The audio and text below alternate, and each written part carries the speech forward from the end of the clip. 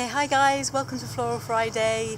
I'm Jenny Martin, ethnobotanist, and we're going to have a brief Floral Friday today because I'm out in the field a lot and unfortunately I haven't had much time to do much filming, but I didn't want to let another day go by without just pointing this out to you. So here I am with our lovely Scots Pine, and if you can remember, I don't know if we did it with pine earlier, but Pinus sylvestris, the needles come off in pairs.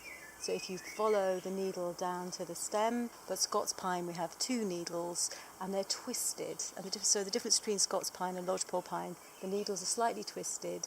If you break them in half, they are quite hairy and fibrous. And if you look at the top of the Scots Pine, it has a orange bark. So if you think of the orange hairy Highlander, you've got your Scots Pine.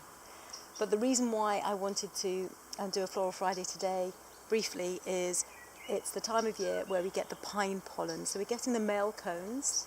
These are the male cones. And I will see if I can do a vlog where you can see the female cones. The female cones are red, and really obvious that they're quite different to this. But it's the pine pollen that's quite interesting. I don't know if you can see. I'll see if I can find some that will produce the pollen for you.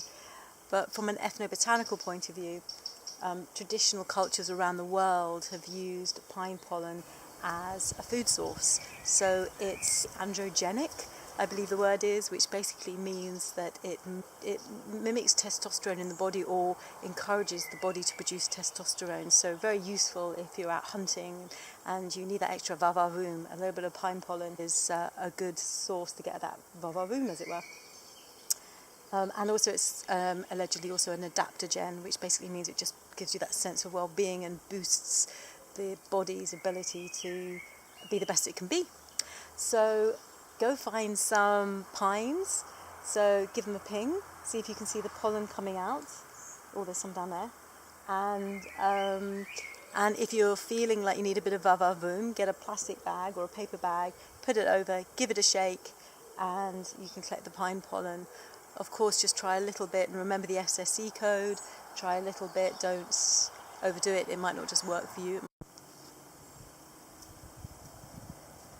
If you're living where there's lots of pine trees, you'll be seeing a lot of these pine pollen, especially you're walking through a pine woodland.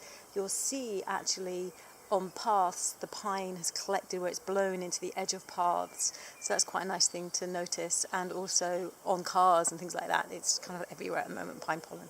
So yeah, enjoy. Hopefully see you next Friday.